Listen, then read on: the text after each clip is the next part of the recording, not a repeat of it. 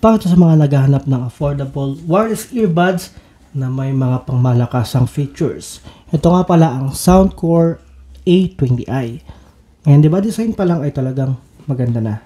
Though matagal to sa market, ngayon lang ako sinipag. Meron na siyang Bluetooth 5.3. So, hindi na siya latest, but okay pa din to. At meron siyang audio codec na AAC. Sa mga magtatanong, uunahan ko na kayo. Ilalagay ko na din dito kasi napakadaming questions sa aking social media, especially sa aking TikTok kung may AAC at transparency mode. Wala po siyang ANC at transparency mode, pero meron naman siyang bass-up technology.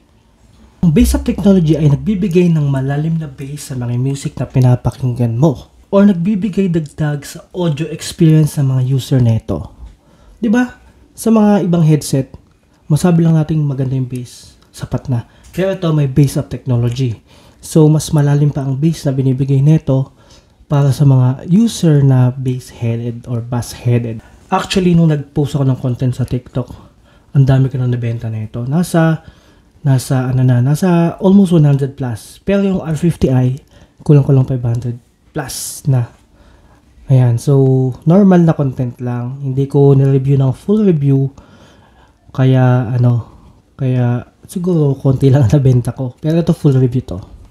Tsaka magaganda naman na feedback nila sa A20i at R50i. 4.9 out of 5 star. So ang material na ginamit dito ay gawa to sa solid plastic material na may matte finish. Although ganun ang material niya, ay nagbibigay naman to ng durability. Tsaka compact siya. Yan o, di ba? And meron siyang Type-C port sa likod at lalagyan ng lanyard sa gilid. Pag gamit nyo to ay continuous 9 hours at including the charging case ay tumatagal siya ng 28 hours. Pero kakayanin ba ng tenga mga 9 hours? Baka nga 3 hours lang sumakit na eh. Pero depende ba din sa tenga nyo yan at kung sanay naman ng tenga nyo. Plus, pag charge ito sa outlet ay tatagal to ng 1.5 hours katulad ng ibang device. Meron din siyang AI enhanced features. So, ano nga bang AI enhanced features? Sa mga hindi pa nakakaalam, ang AI enhanced features ay to ensure the call quality. Ang A20i ay may 2 built-in mic.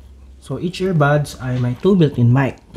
It will utilize the 2 microphones at magbibigay ng accurate sa kausap mo sa kabilang linya. Kahit na maingay pa yung paligid mo ay maririnig ka pa din yan ng maayos. Diba? San ka pa? Testingin natin yung mic nito. Now.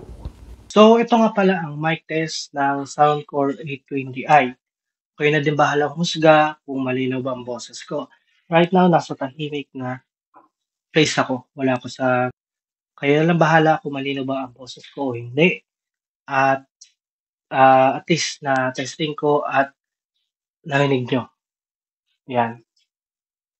Pinaka nagustuhan ko dito na wala sa ibang headset brand or earbuds brand or sa audio, ibang audio brand. Basta yun na yun. Meron siyang Soundcore application kung saan pwede mong i-upgrade yung firmware. Meron siyang 22 presets. Meron siyang custom equalizer. Yung 22 preset equalizer yun. Kung mahilig ka sa R&B, jazz, pop, pwede mong pagpilian yun. Pwede mo din i-customize. At meron siyang gaming mode. Yan. Mamaya ipi-play ko din yung gaming mode neto. Gaming experience. Plus, meron siyang Find My Earbuds. So, pag nawala tong earbuds na to habang nakakonect sa phone mo, pwede mo siyang i-tap. Pwede mo siyang i-Find My Earbuds para marinig mo kung saan baka na-misplace mo lang sa paligid nyo, sa bahay nyo. Yun. Ganon po yun. At isa pa sa okay dito ay pwede mong i-customize yung touch control. Halimbawa, diba, single tap para mag-play, pause, music, pwede mo siyang i-customize. Ikaw na ang bahala, mamimili dun sa Soundcore application. At madadownload nyo to sa Play Store or App Store. Of course, meron din siyang 18 months warranty sa Soundcore Store or sa Anchor Store. Basta kahit saan dyan. At within 18 months kung may problema ka, papalitan nila to or aayusin nila. So guys, salamat sa mga nanonood. Don't forget to follow my page sa mga social medias ko. Salamat and God bless.